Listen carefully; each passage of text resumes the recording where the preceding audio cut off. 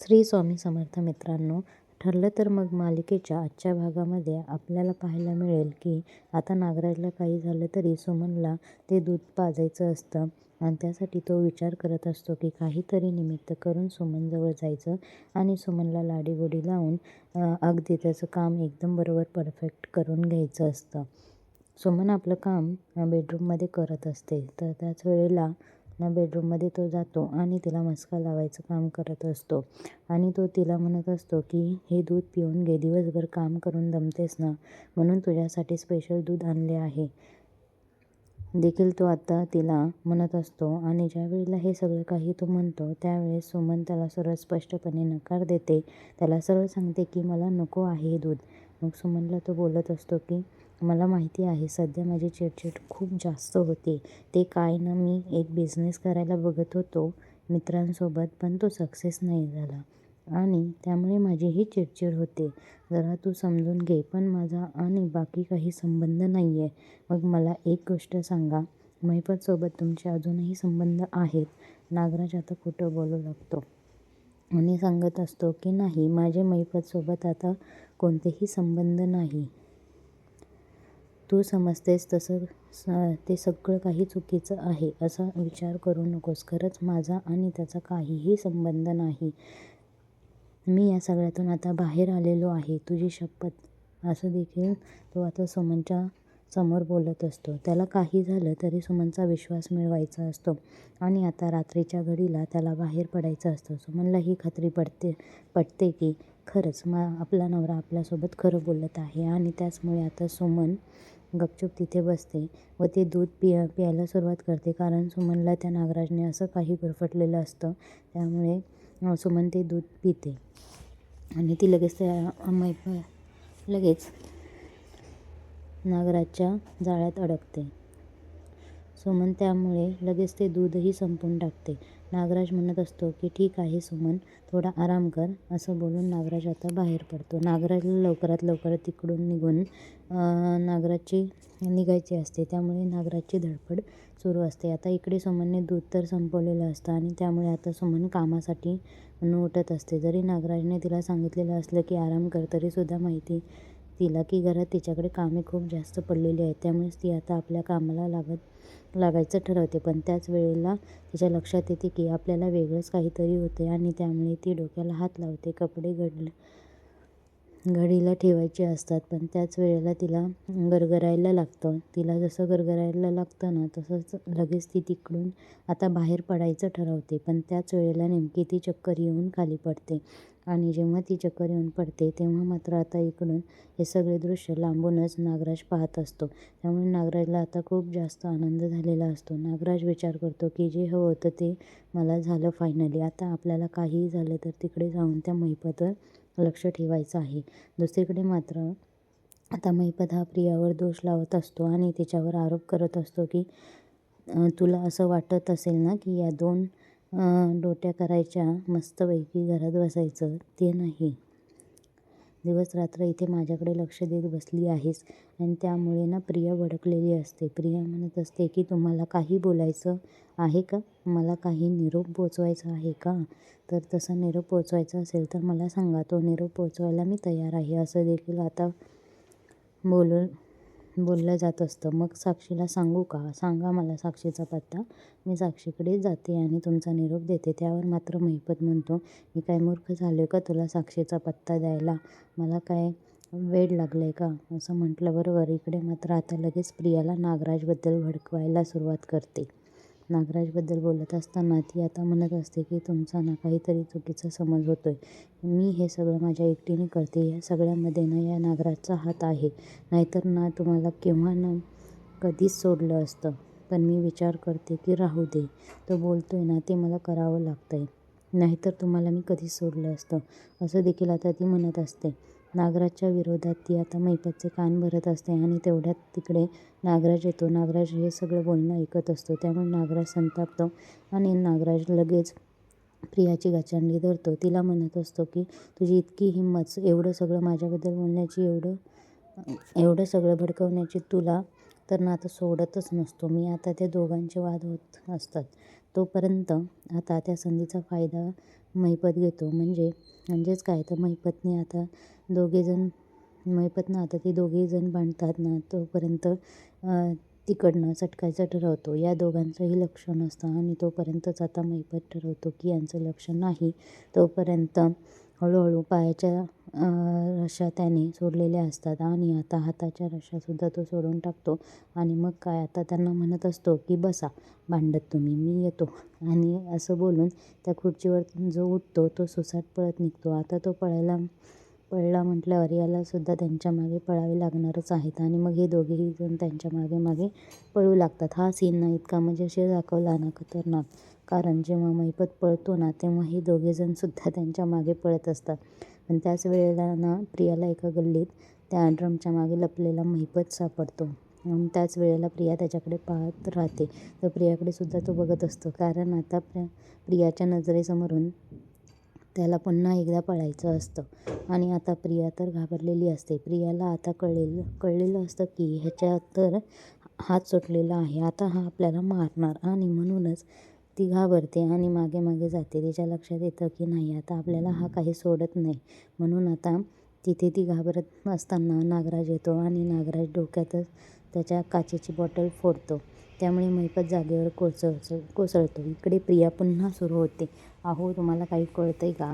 तो मेला ना तर आपल्याला मेलात की काय असं देखील प्रिया आता म्हणत असते. पण त्याच वेळेला जोरात अशी कानफटात पडते प्रियाच्या आणि ते सुद्धा या नागराजने तिला मारलेलं असतं. नागराज सरळ तिला म्हणतो की तू शांतच बस. मला ना तुझ्याबरोबर बोलायचं नाही आणि त्यानंतर ना या सगळ्या भानगडीत ना तू पडूही नकोस.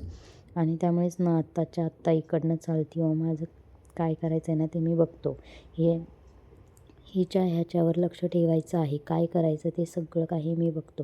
पण तू यामध्ये नाही पडलीस ना तरच चालेल. आणि असं बोलून ना तो मात्र तिला आता रागावून तिकडून हाकलून द्यायचा प्रयत्न करत असतो. कारण आहे ना, त्या प्रियाचा उपयोग नाही हे त्याला कळून चुकलेलं असतं. प्रियाने आता त्याने रंगेहात पकडलेलं असतं ना, कारण ती महिपतला भडकवायचं काम करत होती. पण आता या नागराजने महिपतच्या डोक्यामध्ये ती बॉटल फोडून खूप बेकार काम केलेलं आहे. कारण महिपतला या सगळ्या गोष्टी आता माहिती आहेत की त्याच्या डोक्यात बॉटल वगैरे फोडली आणि त्यानंतर तो बेशुद्ध पडला आहे. आता नागराजला उठवण्यासाठी का होईना त्याची मदत तर घेतलीच असते. पण त्यानंतर तो प्रियाला म्हणतो की चालती हो इथून, तुझा थोबाडाही दाखवू नकोस. काय करायचं आहे ना आणि याच्यावर लक्ष ठेवायचं ना ते मी बघतो. कारण तू आहे ना डबल ढोलकी आहेस. म्हणजे इकडेही वाजवतेस आणि तिकडेही वाजवतेस. मला अशी ढोलकी चालणार नाही. निघ, चालती हो तू. असं बोलून आहे ना तो आता तिला तिकडनं घालवून द्यायचा प्रयत्न करत असतो.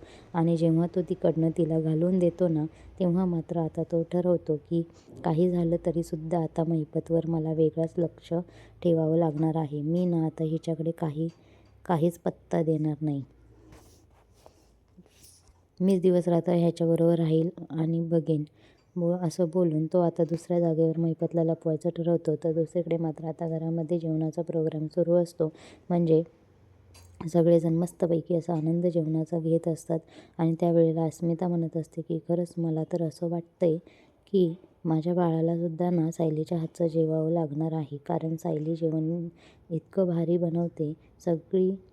सगळेजण आनंदाने खात पीत असतात आणि त्याची बायको ना त्याला कुठेही दिसत नाही. अश्विन घरी आल्यावर इकडे तिकडे त्याची नजर फिरत असते. पण त्याला कुठेही त्याची बायको दिसत नसते. आणि म्हणूनच आता तो विचार करतो की ही गेली तरी कुठे असेल. आणि त्याच वेळेला आता तेवढ्यातच तिकडे प्रियाही आलेली असते. आणि प्रिया मागून आल्याबरोबर आधीच तिला खूप जास्त मारलेलं असतं नागराजने. त्यामुळे तिचं डोकं सटकलेलं असतं. त्यातच आता सगळेजण घरामध्ये डायनिंग टेबलवर बसलेले असतात. आणि तेवढ्यातच नेमकी आता तिची एंट्री होते. आणि त्याच वेळेला लगेच अश्विन खूप जास्त खुश असतो. आणि अश्विन आहे ना त्या आनंदाच्या भरात सांगू लागतो की उद्या आपण दोघेही जण मालदीवला जाणार आहोत आणि त्यांचं मी हनीमून बुकिंग केलेलं आहे. हे काय म्हणजे मला कळलं नाही, असं आता प्रियाकडून विचारते. आणि त्याच वेळेला आता अश्विन तिला सांगत असतो की अगं आपल्याला हनीमूनला जायला भेटलं नव्हतं ना, आपलं हनीमून जायचं राहिलं होतं आणि यासाठी मी हे बुकिंग केलेले आहे. हे बघ आपल्याला उद्याच जायला निघायचं आहे. हे फ्लाईटचं बुकिंग आहे. मस्त दोघेही जण एन्जॉय करूया. पण त्यावेळेला प्रिया त्याला सरळ नकार देते. प्रिया म्हणत असते की मला उद्या तर जमणारच नाही, सॉरी. 7 दिवसाचं ट्रिप प्लॅन आता अश्विनने केलेलं होतं. 7 दिवसाचं ट्रिप प्लॅनिंग ऐकून आता मात्र प्रियाचं डोकं फिरलेलं असतं. कारण प्रियाला आता नागराजने तर कानफटात वाजवलेली असते, ते तर असतंच. आणि त्याचसोबत या सगळ्या गोष्टींना त्यामुळेच आता प्रियाचं डोकं फिरलेलं असतं. त्यातच आता प्रियाच्या गालावर ते मारण्याचे निशाणसुद्धा असतात. त्यामुळेच प्रियाचं एक गाल सुजलेला दिसत असतो. आणि या सगळ्यावर लक्ष बरोबर सायली अर्जुनचं असतं. सायली अर्जुनला खरं तर खूप जास्त कौतुक वाटत असतं की खरं अश्विनने आपल्या बायकोसाठी केवढं काही केलं पण इकडे नाही सगळं मिळवण्याच्या पलीकडे गेलेली असते. कारण तिने आता हनीमूनला जायला नकार दिलेला असतो. जसा ती हनीमूनला जायला नकार देते तसा मात्र अश्विन खूप जास्त रागून तिच्यासोबत बोलत असतो. प्रत्येक वेळेला मी समजून घेतो. त्या दिवशी तुला तुझ्या मैत्रिणीकडे जायचं होतं तरी मी तुला सोडलं, पण तू काही केलंच नाही. तुला तर माझं काहीच वाटत नाही. माझ्याबद्दल कधीही कोणताच विचार करत नाहीस. मग मलाही असं वाटलं त्या दिवशी आपण तुळजापूरला तुझ्या मैत्रिणीशी इथे जाणार होतो तेव्हाही कॅन्सल झालं माझ्या सुट्ट्यांमुळे. पण तू आता स्वतःहून कॅन्सल करतेस. मला बिलकुलही तू वेळ देत नाही आहेस. फक्त आणि फक्त बाहेरच हे सगळं आता घरातले ऐकत असतात. तर दुसरीकडे प्रिया आता मुद्दामून त्यांच्यासमोर रडायचं नाटक करते आणि म्हणते, मला काय म्हणायचं आहे ते जरी ऐकून घे. माझं बरीच कामं पेंडिंग आहेत. मला एका आठवड्यात मी माझं पूर्ण शेड्यूल करून ठेवले. माझी डॉक्टरांची अपॉइंटमेंट आहे. त्यानंतरच मला जरा फॅशन डिझायनिंगचा कोर्सच्या संदर्भात सुद्धा बऱ्याच गोष्टी करायच्या आहेत. मी सगळं काही प्लॅनिंग करून ठेवले आणि त्यामध्ये जर तू मध्येच येऊन मालदीवला जायचं म्हटलं तर ते कसं पॉसिबल होणार आहे. नाही जमणार या सगळ्या गोष्टी. त्यामुळेच मला हे सगळं काही बोलावंच लागेल, करावं लागेल असं देखील आता म्हटलं जातं. आणि जेव्हा या सगळ्या गोष्टी बोलल्या जातात तेव्हा मात्र आता अश्विन खूप जास्त भडकतो. कारण अश्विनला त्याने खूप जास्त प्लॅनिंग चांगलं केलं होतं. कारण त्याला मालदीवला जायचं होतं. त्यासाठी त्याने सुट्टीची अरेंजमेंटसुद्धा केली होती. त्याला त्या सुट्ट्या घ्यायला जमत नव्हतं, पण त्याने काहीतरी कामावर बहाणा केला होता आणि सुट्ट्या अरेंज केल्या होत्या. तो हॉस्पिटलमध्ये कामाला असूनसुद्धा हे सगळं काही सांगत असतो. पण या सगळ्याचा उपयोग थोडी ना या प्रियावर पडणार आहे. प्रियाला काही झालं तरी त्या महिपत नागराजसोबत आता ही असली कामं करायची आहेत त्यासाठी. म्हणून तर ती अश्विनला या सख्यासाठी नकार देते आणि तिचा आठवड्याभराचं टाईम टेबल ती त्याला सांगत असते. आणि हे सगळं ऐकूनच खूप जास्त मनस्ताप आता अश्विनला झालेला असतो.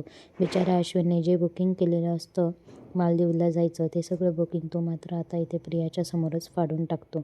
आणि आता त्याला राग आलेला असतो. तो शेवटी नवरा आहे आणि त्यालासुद्धा वाटत असेल की तो आपल्या बायकोसोबत फिरावं, पण हिचे आपल्या मैत्रिणींसोबतचे प्लॅनिंग असतात. आणि तिला तर तिच्या मैत्रिणींसोबत कुठे जायचं असेल तर ती लगेचच जात असते.